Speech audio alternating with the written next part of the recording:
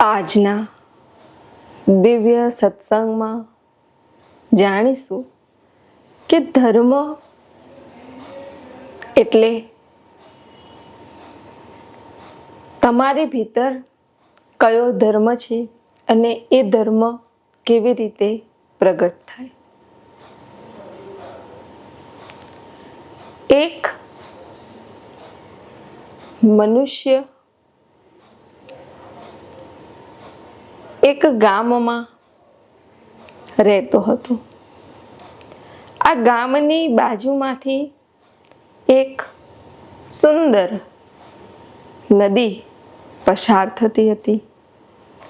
એટલે આ મનુષ્ય દરરોજ સાંજ થાય ને એટલે નદી કિનારે જઈને બેસતો હતો. ત્યાં સરસ ઠંડો પવન આવતો, નદીનું ખળખળ પાણી તેને ગમતું હતું, સારું લાગતું હતું. હવે એટલામાં એક દિવસ એ નદીના પ્રવાહમાં એક નાનું એવું બોક્સ તરતું તરતું આવતું હતું, પેટી જેવું. આ મનુષ્યએ જોયું કે કંઈક નદીના પ્રવાહમાં આવી રહ્યું છે. એટલે એ મનુષ્યએ એ બોક્સને હાથમાં લીધું, એને ખોલ્યું અને જોયું તો એમાં એક પાન હતું અને એ પાન પર લખ્યું હતું કે સોનું બનાવવાની વિધિ, આટલી આટલી આટલી આટલી સામગ્રી મિક્સ કરો એટલે સોનું બની જશે. હવે આ જે મનુષ્ય હતો એ ગામમાં રહેતો હતો, ગરીબ હતો, ધન બહુ હતું નહીં. એટલે એ મનુષ્યને થયું કે ઓહો, મને તો ખજાનો મળી ગયો.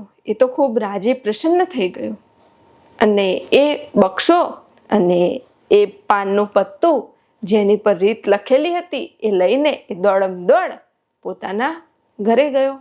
હવે એમાં જે સામગ્રી લખી હતી એ તો મોંઘી આવતી હતી, દૂર લેવા જવું પડે એવું હતું અને એ સામગ્રી લાવવાના પૈસા પણ એની પાસે ન હતા. પણ એને મનમાં લાલચ હતી કે સોનું બનશે, હું ધનવાન થઈશ. એટલે એને કર્જ ઉપર પૈસા લીધા, ઉધાર પૈસા લીધા અને બધી સામગ્રી જઈને લઈ આવ્યો. બધી સામગ્રી ભેગી કરી એક દિવસ રાત્રે જે રીતે લખ્યું હતું એ રીતે એ સામગ્રી મિક્સ કરી, એ રીતે ગરમ કર્યું અને બધું જ કમ્પ્લીટ કર્યું. અને સવારમાં જોયું પણ સોનું બન્યું નહીં, બીજી કોઈ ધાતુ બની. એટલે આ મનુષ્યને થયું કે આ કોણ આવી ખોટી રીત લખીને મૂકતું હશે નદીના પ્રવાહમાં. એક તો બહારથી મેં ઉધાર પૈસા લીધા, બધી સામગ્રી લાવ્યો, મારો સમય ગયો અને હાથ કઈ લાગ્યો નહીં. એટલે નિરાશ થઈ એ મનુષ્યએ એ બક્સો છૂટો, એનું જે કબાડખાનું હતું જ્યાં બધો ભંગાર પડી રહેતો હતો ત્યાં ફેંકી દીધો. એ બક્સો અને અંદર પાનનું પત્તું ને સામગ્રી ને બધું.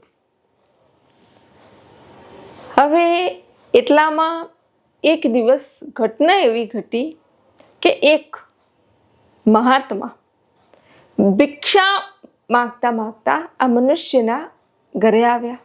એને કીધું ભિક્ષામ દે. મનુષ્યએ કીધું કે બોલો મહારાજ, શું જોઈએ છે? મહાત્માએ કીધું 2 રોટલી અને જે કંઈ થોડું હોય શાક કે ગોળ કે દૂધ, એટલું ભોજન જોઈએ છે. પછી આગળ મારી યાત્રાએ જવાનું છે. આ મનુષ્યએ કીધું ઠીક છે મહાત્માજી, આવો. મહાત્માને બેસાડ્યા, ભોજન જમાડ્યા અને પછી મહાત્મા શાંતિથી 5 મિનિટ બેઠા હતા. એમાં મહાત્માની નજર પેલા બક્સા ઉપર ગઈ. મનુષ્યને પૂછ્યું કે આ બક્સો તારી પાસે કેવી રીતે આવ્યો? આમાં તો સોનું બનાવવાની રીત લખેલી છે. મનુષ્યએ કીધું મહારાજ, તમને કેવી રીતે ખબર કે મેં જ લખી હતી રીત અને મેં જ નદીમાં વહેતો કરે તો? મનુષ્યએ કીધું, શું મહારાજ, શું મહાત્મા, તમે મારું ધન વેસ્ટ કરાયું, મારો સમય ગયો અને હાથ તો કંઈ લાગ્યું નહીં, કશું બન્યું નહીં, મારી મહેનત પાણીમાં ગઈ. મહાત્માએ કીધું, બને નહીં એવું, એવું બને નહીં, સોનું તો બને જ. પેલા મનુષ્યએ કીધું, તમે લખ્યું તું એ બધી હું સામગ્રી લઈ આવ્યો, એ બધું કર્યું, પણ સોનું બન્યું જ નહીં. મહાત્માએ કીધું, બને જ. મનુષ્યએ કીધું, તો ઉભા રહો, હું બધું ફરીથી લઈ આવું, બનાવો તમે સોનું, તમે બેઠા છો ને હાજર, ચલો. મહાત્માએ કીધું, ઠીક છે, તું લઈ આય. એ મનુષ્ય જાય છે, ફરી થોડી ઘણી સામગ્રી તો હતી જ, જે નથી એ બધી લઈ આવ્યો અને બધું ભેગું કર્યું. બધું ભેગું કર્યું, મિક્સ કર્યું, કાઢ્યું, બરાબર કમ્પ્લીટ કર્યું. હવે છેલ્લે અંદર લીંબુનો રસ મિક્સ કરવાનો આવ્યો. એટલે પેલો મનુષ્ય એના રસોડામાં જઈને ચક્કુ લઈ આવ્યો લોખંડનું અને ચક્કુ લઈને લીંબુ કાપવા જતો હતો. મહાત્માએ કીધું, એમાં લખ્યું છે કે ચપ્પાનો ઉપયોગ કરો, આ લોખંડ છે, લખ્યું છે એમાં. મનુષ્યએ કીધું, ના. તો તે કેમ ઉપયોગ કર્યો? કે એવું તો મને યાદ જ નહીં. તો પછી તે ઉમેરો કરી દીધો એટલે સોનું બન્યું નહીં. પછી મહાત્માએ એમ જ એ લીંબુને હાથથી મસળી એનો રસ નીકાળી અંદર મિલાયો અને તરત જ સોનું પ્રગટ થઈ ગયું. કેમ પ્રગટ થયું? જેને લખ્યું હતું એ સામે હાજર હતા એટલા માટે. એવી જ રીતે ગ્રંથોમાં, શાસ્ત્રોમાં એ બધે વિધિ લખેલી છે કે આટલું આટલું આટલું કરો ને એટલે આટલું થાય. પણ એ પ્રમાણે વર્તવું, એ પ્રમાણે રહેવું એ સામાન્ય બાબત નથી. એ તમને એટલું સમજાય નહીં કે શું લખ્યું છે, શું કહેવા માંગે છે, ના સમજાય જલ્દી. પણ જીવનમાં કોઈ જીવંત સદગુરુ મળે, પ્રગટ મહાપુરુષ મળે ને, અને એ પ્રગટ મહાપુરુષ એ શાસ્ત્રમાં જે લખ્યું બરાબર તમને સમજાવે ને, ત્યારે તમારા કબાટ ખુલે કે ઓહો, આવું કહેવા માંગે છે, આમ વાત છે. અને ત્યારે તમને સાચો માર્ગ મળે, સાચો ધર્મ તમને સમજાય. સાચા સદગુરુ, નિસ્વાર્થ નિષ્કપટ સદગુરુ, જે પરાકાષ્ઠાએ પહોંચેલા છે એ સદગુરુ તમને પરાવલંબી નથી બનાવતા, બીજા પર આધારિત નથી બનાવતા. એ સદગુરુ શિષ્યને સ્વાવલંબી બનાવે છે. એ સદગુરુ ચરણે તમે જશો ને તો એ સદગુરુ તમને ધર્મય ભીતર બતાવશે, અધર્મય ભીતર બતાવશે, આત્માએ ભીતર બતાવશે, ભગવાને ભીતર બતાવશે, ઈશ્વરે ભીતર બતાવશે, પરમાત્માએ ભીતર બતાવશે, તીર્થોએ ભીતર બતાવશે, શક્તિપીઠોએ ભીતર બતાવશે, જે છે ત્રિશૂળે ભીતર બતાવશે, ડમરુએ ભીતર બતાવશે, બધું ભીતરમાં જ એ તમને બતાવશે. બધો સાક્ષાત્કાર ભીતરમાં જ કરાવશે અને એ ખજાનો તમને ભીતરમાં જ ખોલી આપશે. એને સાચા સદગુરુ કહેવાય. ધર્મ એટલે પહેલા તો તમે તમારી ભીતર જુઓ. તમારી ભીતર મોટામાં મોટો ધર્મ કોઈ નિભાવી રહ્યું હોય ને તો એ પ્રાણ છે. દરેક પ્રાણ પોતાનો ધર્મ સંભાળીને કાર્ય કરે છે. ચાહે તમે જાગતા હોય, સૂતા હોય કે ગમે તે કાર્ય કરતા હોય, તોય પ્રાણ એનું કાર્ય કરે છે. તો તમે વિચારો એ કેવડો મોટો ધર્મ છે. એ ધર્મને ઓળખો, તમે એ ધર્મને જાણો અને એ ધર્મનો અનુભવ કરો. પછી તમને સમજાશે કે ઓહો, આ ધર્મ છે ભીતરમાં. પ્રાણ જોવાનું કેવી રીતે થાય, કેવી રીતે બોલી શકો તમે? આ હાથનું હલન ચલન, તમે જમી લો તરત પચી જાય, મળ બાજુમાં, મૂત્ર બાજુમાં, તરત જ બધી ક્રિયા થઈ જાય. આ પ્રાણ છે. આ પ્રાણ પોતાનો ધર્મ સંભાળે છે. અને જ્યારે પ્રાણ ધર્મનિષ્ઠ હોય, બરાબર ધર્મ સંભાળતા હોય ને, ત્યારે તમારું શરીર હૃષ્ટપુષ્ટ તંદુરસ્ત રોગ મુક્ત રહે છે. અને આ પ્રાણમાં જ્યારે એ પોતાનો ધર્મથી જ્યારે સેજ થાય ને, તમારા શરીરમાં રોગ આવી જાય છે. તમારી ભીતર જ ધર્મ છે. ધર્મ એટલે સત્ય, ધર્મ એટલે દયા, ધર્મ એટલે પ્રેમ, ધર્મ એટલે એકતા. ધર્મનિષ્ઠ મનુષ્ય એટલે જેને કોઈ રાગ દ્વેષ ન હોય, જેને ઊંચ નીચ ન હોય, જેને તારું મારું ન હોય, એને ધર્મનિષ્ઠ મનુષ્ય કહેવાય. આવા જ એક મહાત્મા, એક સિદ્ધ પુરુષ જે હિમાલયમાં રહેતા હતા. હવે હિમાલયમાં પર્વતો છે, બરફ છે, ઝરણા છે, ફૂલો છે, હરિયાળી છે, બરાબર. હિમાલયમાં કોઈ મંદિર, બીજું કોઈ ત્યાં બાહ્ય સાધન નથી, કેમ કે હિમાલયમાં બધા ભીતરમાં ઉતરીને ભીતરમાં જ પરમાત્માના દર્શન કરે છે, પરમાત્માનો અનુભવ કરે છે, અને પોતે જ પરબ્રહ્મ પરમાત્મા છે એવો સાક્ષાત્કાર કરી લે છે. એટલે હિમાલયમાં બીજો નથી, હિમાલયમાં એક જ છે.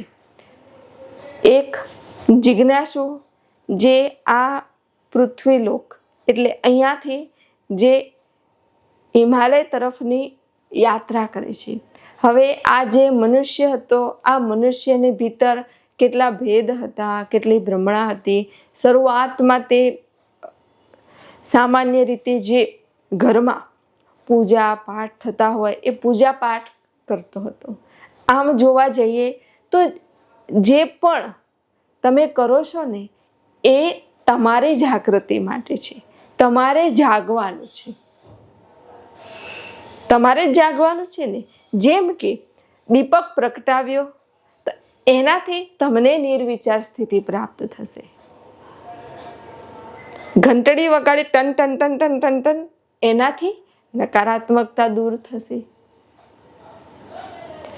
જે પણ તમે બહાર કરો છો ને એ બધું હકીકતમાં તમારી પોતાની જાગૃતિ માટે જ છે. એ જાણો, જાગવાનું તમારે છે. આ મનુષ્ય હિમાલય તરફ જાય છે અને હિમાલયની તળેટીમાં જ એક ઋષિમુનિ બેઠા હોય છે. હવે હિમાલયના જે ઋષિમુનિ હોય એ તો કેટલા સિદ્ધ હોય, તપસ્વી હોય, બરાબર. એટલે એ ઋષિમુનિના ચરણે આ મનુષ્ય જાય છે અને આ મનુષ્ય એ ઋષિમુનિને કહે છે કે હે મહાત્માજી, મેં જીવનભર પૂજા કરી, પાઠ કર્યા, હોમ કર્યા, હવન કર્યું, જપ કર્યા, તપ કર્યા, કીર્તન કર્યું, બધું જ કર્યું. પણ સાચું કહું ને તો ભીતરમાં હજુ હું મેલો ને મેલો છું. ભીતરમાંથી હજુ મારે કચરો ગયો નથી. હજુ કોઈ પરિવર્તન ભીતરમાં આવ્યું નથી. બહારથી તો મેં બધું જે દેખાતું હતું એ બધું મેં કરી લીધું. અને એ સમાજમાં બધા મને એમ કહેતા હતા કે આ તો બહુ ધાર્મિક છે, દરરોજ આ આરતી ઉતારે, દરરોજ દીવો કરે, દરરોજ અગરબત્તી કરે, આમ કરે, તેમ કરે. એટલે હું બહારની ક્રિયા તો કરતો હતો, પણ ભીતરમાં તો એવું ને એવું કંઈ પરિવર્તન થયું નથી. એટલે ટીલા ટપકા અને ભગવા વસ્ત્ર પહેરીને હું ત્યાં ફરતો હતો તો બધાને તો એવું જ લાગતું હતું કે હું પહોંચી ગયો અને હું મોટો મહાત્મા છું. પણ મહાત્મા ઋષિમુનિ, સાચું કહું તો મારું મન જાણે છે, મારું મન તો હજુ રાક્ષસ જેવું જ છે, હજુ આસુરી જ છે. મારામાં કોઈ ફેર પડ્યો નથી, કોઈ પરિવર્તન થયું નથી. ઋષિમુનિએ એની બધી વાત બરાબર સાંભળી. એને જે હતું સાચે સાચું હતું એ બધું કહી દીધું. ઋષિમુનિએ કીધું કે જો હું તને એક પ્રયોગ આપું, એ પ્રયોગ તારે દરરોજ અપનાવવાનો. મનુષ્ય કીધું હા બોલો. જો કે પહેલા તો તું એ માની જ લે કે પરમાત્મા જેને તું ગોતે છે અને જેના માટે તું બધું કરે છે, જે પણ ક્રિયા કરતો હોય, બરાબર, એ પરમાત્મા તારી ભીતરમાં જ છે. ઓકે, હવે એ પરમાત્માને તારે રાજી કરવાના છે, પ્રસન્ન કરવાના છે. મનુષ્યએ કીધું, હા, પરમાત્માને તો મારે રાજી કરવાના છે, પ્રસન્ન કરવાના છે. તો કે એના માટે ઋષિ મુનિએ કીધું, એના માટે પહેલા તું તારા શરીર પર ધ્યાન આપ. કે શરીર પર ધ્યાન આપો? શરીર તો નશ્વર છે, શરીર તો બળી જવાનું છે, શરીર તો ખાક થઈ જવાનું છે, આટલી માટીમાં પુરાઈને રખ્યા થઈ જવાનું છે. એની પર ધ્યાન આપીને હું શું કરું? બીજે ક્યાંય ધ્યાન આપવાનું કહો? ઋષિ મુનિએ કીધું કે જો દેવોને પણ દુર્લભ એવો મનુષ્ય દેહ છે. આ શરીર વગર ભક્તિ નહીં થાય, આ શરીર વગર ભજન નહીં થાય, આ શરીર વગર અનુભૂતિ નહીં થાય, આ શરીર વગર સાક્ષાત્કાર નહીં થાય, આ શરીર વગર કશું જ તું નહીં કરી શકે. આ શરીર રોગિષ્ટ હશે તો કશું જ નહીં થાય. અને જો આ શરીર સારું હશે, રોગમુક્ત હશે, નિરોગી હશે, તો આ શરીર દ્વારા જ તું અલૌકિક અને દિવ્ય કાર્યો કરી શકીશ. મનુષ્ય કીધું, વાત તો તમારી સાચી છે. અને જ્યાં પરમાત્મા રહેતા હોય, જ્યાં સ્વયં પરમાત્મા રહેતા હોય, એ મંદિરને સારું રાખવું, સ્વચ્છ રાખવું, એ તારો ધર્મ છે. એ તારો ધર્મ છે, એ તારું કર્તવ્ય છે. મોટામાં મોટો ધર્મ કયો? શરીરને સાચવવું, કે એ મોટામાં મોટો ધર્મ છે. તો કે હા, સારું, શરીરને બરાબર ધ્યાન આપ, શરીરની ક્રિયા ધ્યાન આપ, શરીરને શું જરૂર છે એ પોષણ આપ, ક્યાં કમી છે, ક્યાં ઉણપ છે એ પૂરી કર. બરાબર, પહેલા તો શરીરને સારું રાખ, સ્વચ્છ રાખ ને તારો ધર્મ નિભાવ. જો તું તારો ધર્મ નિભાવીશ ને તો ભીતરમાં જે 5 પ્રાણ છે ને એ એનો ધર્મ નિભાવશે. પણ જો તું તારા ધર્મથી ખસી જઈશ તો ભીતરમાં જે પ્રાણ છે ને એ અધર્મ કરવા લાગશે. અને જ્યારે પ્રાણ અધર્મ કરશે ને ત્યારે તારું શરીર રોગિષ્ટ થઈ જશે. માટે પહેલા તો ધર્મ સંભાળ કે હા, બરાબર, શરીરને સાચવ, શરીરને રોગ મુક્ત રાખ, અને પછી બરાબર પોતાને નિહાળ. કોઈ પણ આત્મગ્લાનિ નહીં, કોઈ પણ પછતાવો નહીં કે આવું નહોતું કરવાનું, કે મેં ખોટું કર્યું, કે મારે ભૂલ થઈ ગઈ, આમ તેમ કશું જ નહીં. બધું ભૂલી જા. અને બસ હું ચૈતન્ય સ્વરૂપ આત્મા છું, હું શુદ્ધ ચૈતન્ય સ્વરૂપ આત્મા છું, એટલું જ યાદ રાખ. તારા કોઈ પાપ નહીં, કોઈ પુણ્ય નહીં, કશું જ નહીં. બસ ખાલી એક જ, હું શુદ્ધ ચૈતન્ય સ્વરૂપ આત્મા છું. કે હા, બરાબર, એટલું યાદ રાખી આંખો બંધ કરી ભીતરમાં ઝાંખી કર અને ભીતરમાં જો કે તારી સૌથી નજીક કોણ છે. એટલે મનુષ્યએ થોડી વાર આંખ બંધ કરી અને જોયું કે મારી સૌથી નજીક તો મારા શ્વાસ છે. તો બસ એ શ્વાસા પર ધ્યાન આપ, ધીરે ધીરે શ્વાસા પર ધ્યાન આપ, એટલે સર્વ રહસ્ય ખુલવા લાગશે. મોટામાં મોટો ધર્મ ત્યાં જ છુપાયેલો છે. અને જેટલો તું આ શ્વાસા પર ધ્યાન આપીશ, જેટલા ઊંડા શ્વાસ લઈશ ને, એટલું તારું જે આ મગજ છે ને એ મગજ વિકસિત થશે, તારી બુદ્ધિ ઋતુંબરા થશે, અને આ દિવ્ય અને અલૌકિક જ્ઞાન તારી ભીતરમાં પ્રગટ થશે. મગજના જે પણ તંતુઓ છે ખુલી જશે. એટલે જ તો તમે જુઓ, પહેલાના જે ઋષિમુનિઓ હતા, જે મહાપુરુષો હતા, એ બધાનું મગજ, માઇન્ડ, બુદ્ધિ કેટલી પાવરફુલ હતી, કેટલી ખુલેલી હતી, કેટલું મગજ વિકસિત હતું. કેમ કે તમે જુઓ, એમને જે ગ્રંથો લખ્યા છે, જે ભાષા લખી છે, જે પણ વિવેચન કર્યું છે, જે પણ સમજાયું છે, એ કેટલું અદ્ભુત અને દિવ્ય, એ પણ સંસ્કૃતમાં. તમે વિચારો એમનું મગજ કેટલું પાવરફુલ હશે. અને એ સમયે એ મહાપુરુષો ભવિષ્ય ભાખીને ગયા, ભવિષ્ય લખીને ગયા, અગમવાણી લખીને ગયા કે આગળ આવું થશે, આવું થશે, આવું થશે, આવું થશે. ભવિષ્ય જોઈ લીધું. ભવિષ્ય કોઈ ક્યારે જોઈ શકે? જ્યારે એ પોતે એકદમ પાવરફુલ હોય, બ્રહ્મનિષ્ઠ હોય, ત્યારે જોઈ શકે કે ભવિષ્યમાં શું થશે. લખી દીધું, કઈ આધાર ન રાખ્યો કે જે થશે થશે, જેવી ઈચ્છા, એવું નહીં, લખીને ગયા કે આવું જ થશે. કેમ કે એ પોતે સ્વાવલંબી હતા, બીજા પર આધારિત ન હતા. પોતે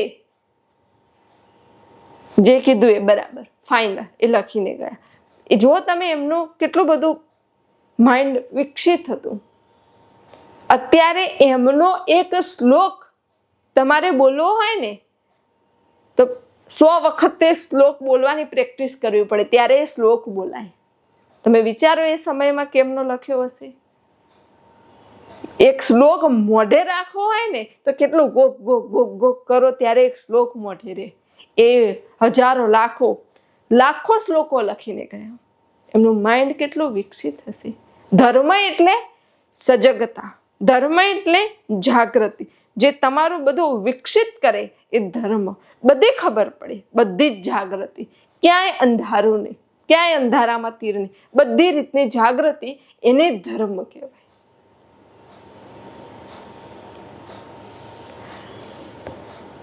સદગુરુ તમારી ભીતર જાગૃતિ લાવે, એને સાચા સદગુરુ કહેવાય. સુવાડી દે ને, જાગૃત કરે.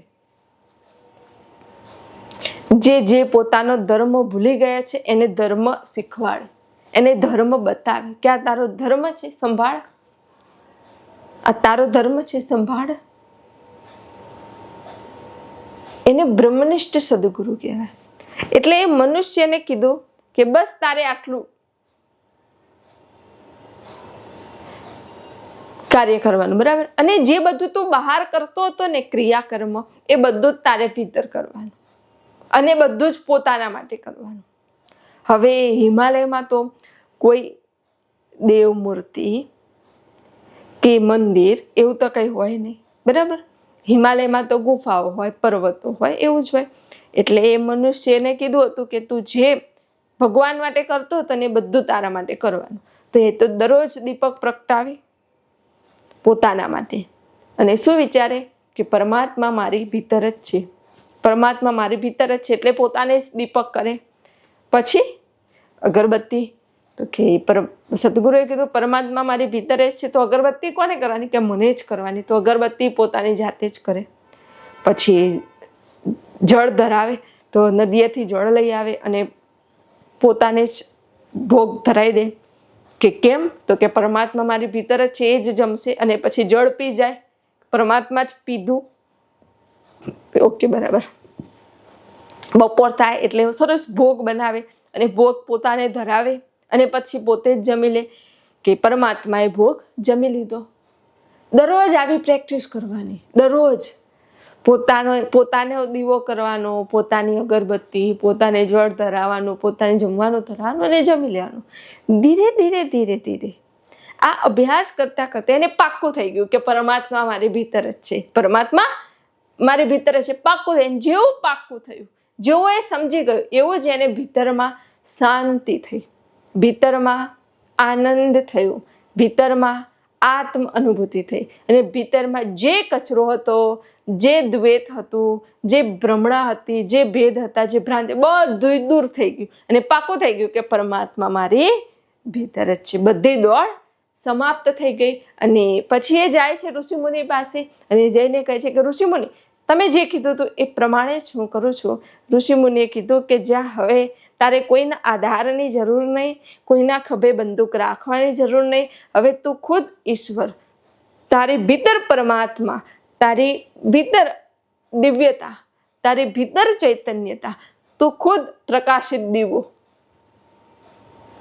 તું ખુદ પ્રકાશિત દીવો. હવે જા, જળ હળીશ તું. અને મનુષ્ય જાય છે સમાજમાં અને દરેકને આ અલૌકિક જ્ઞાન પીરસે છે અને આગળ જતા તે મહાન મહાપુરુષ થઈ પરમ પદને પ્રાપ્ત કરી લે છે. ક્યારે? જ્યારે જોયું કે પરમાત્મા ભીતરમાં છે, પરમાત્મા મારી પાસે છે, પરમાત્મા મારી અંદર છે. એ સાક્ષાત્કાર કર્યો ત્યારે.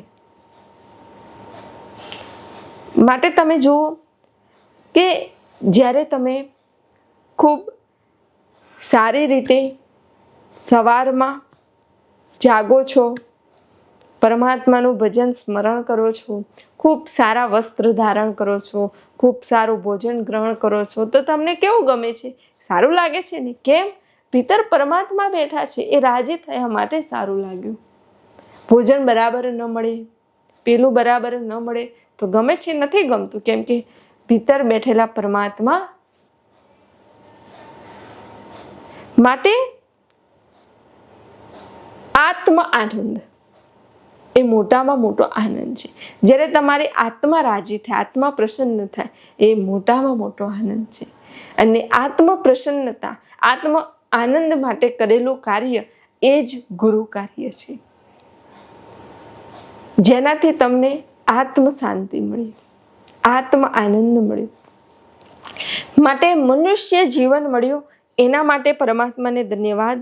આટલો સરસ મનુષ્યનો દેહ મળ્યો એના માટે પરમાત્માને ધન્યવાદ. અને આ દેહનું ધ્યાન રાખો, બરાબર સાચવો, જે જોઈએ એ આપો, એ તમારું કર્તવ્ય, તમારી ફરજ છે. આ જીવનમાં સત્ય સમજાયું, બ્રહ્મ જ્ઞાન મળ્યું, મનુષ્ય જીવનની સાર્થકતા, પરાકાષ્ઠાએ પહોંચ્યા, મનુષ્ય જીવનની સાર્થકતા. માટે જીવનમાં જ્યારે તમે બધું જોઈ લો છો, બધું જાણી લો છો, બધું અનુભવ કરી લો છો, કંઈ બાકી રહેતું નથી, એટલે તમે પોતે તૃપ્ત થઈ જાઓ છો, તમારી આત્મા તૃપ્ત થઈ જાય છે. અને જ્યારે આત્મા તૃપ્ત થાય ત્યારે એની ઉધર્વ ગતિ અવશ્ય થાય છે. અહીંયા પાછા કોણ આવે? જેને કંઈક બાકી રહી ગયું હોય એ પાછા આવે, એ જ આવે ને. જેમ કે તમને અહીંયાથી શાક માર્કેટમાં મોકલ્યા અને કીધું કે ટામેટા, બટાકા, ભીંડા, કોથમીર, મરચાં લઈને આવો, અને તમે કોથમીર ભૂલી ગયા તો ફરીથી જવું પડે. પણ જો બધું જ લઈને આવ્યા તો ફરીથી જવું ન પડે. એવી જ રીતે તમને અહીંયા પૃથ્વીલોકમાં મોકલે, અનુભવ કરી આવો, અનુભૂતિ કરી આવો, તૃપ્ત થઈ આવો, પરાકાષ્ઠે પહોંચી આવો, ને કંઈક બાકી રહી ગયું તો ફરીથી આવવું પડે. કંઈ બાકી ના રહી ગયું તો તમે બ્રહ્મલોકમાં પછી જ્યારે આવો ત્યારે અવતાર લઈને. માટે ધર્મ પણ તમારી ભીતરમાં છે, અધર્મ પણ તમારી ભીતરમાં છે, અધ્યાત્મ એ તમારી ભીતરમાં જ છે. આ વિશ્વ, તમે આખું એક વિશ્વ છો, અને આ વિશ્વમાં ધર્મનો જય કરવાનો છે, પણ ભીતરમાં અને અધર્મને પરાજય કરવાનો છે. તો આ વિશ્વ બ્રહ્માંડમાં જ્યારે ક્યાંય ભેદ ભ્રમણા ન રહે, વેમ ન રહે, નાનું મોટું ન રહે, ક્યાંય વિરોધાભાસ ન રહે, ત્યારે આ વિશ્વમાં ધર્મની સ્થાપના થાય છે. અને જ્યારે આ વિશ્વમાં ધર્મની સ્થાપના થાય ત્યારે આ વિશ્વમાં શાંતિ, આનંદ અને પ્રેમ પ્રગટ થાય છે. માટે ધર્મને જાણો, ધર્મને ઓળખો, ધર્મનો અનુભવ કરો ભીતરમાં જ. અને જ્યારે તમારી દ્રષ્ટિ ભીતર જશે, ભીતર તમે જોશો, ભીતર અનુભવ કરશો, ત્યારે તમને સત્ય સમજાશે. અને જ્યારે સત્ય સમજાશે ત્યારે બધા જૂઠના પડદા હટી જશે. અત્યારે શું થઈ ગયું છે કે કોઈએ કીધું ને તમે માની લીધું, કોઈએ કીધું ને તમે માની લીધું. પણ તમે મનુષ્ય છો, તમારી પાસે મન, બુદ્ધિ, ચિત્ત, અહંકાર છે, બધી શક્તિઓ છે તમારી પાસે. તો તમે વિચારો, મનન મંથન કરો, ભીતરમાં તમે ઉતરો, અનુભવ કરો, અને તમને શું અનુભવ થયો એ પ્રમાણે તમે આગળ વધો. ના કે કીધું ને તરત અમલમાં લઈ લો. બરાબર? તમે જાગો, તમારી નાડીઓ વિકસિત કરો, પ્રફુલ્લિત કરો, માઇન્ડ એકદમ તેજ, ઋતુંભરા બુદ્ધિ હોય તમારી, પ્રજ્ઞા, તેજસ્વી પ્રજ્ઞા કરો, જેથી તમે દરેક કાર્યમાં તેજસ્વી બનો. આપ સર્વના હૃદયમાં બિરાજમાન પરમાત્માને પ્રણામ.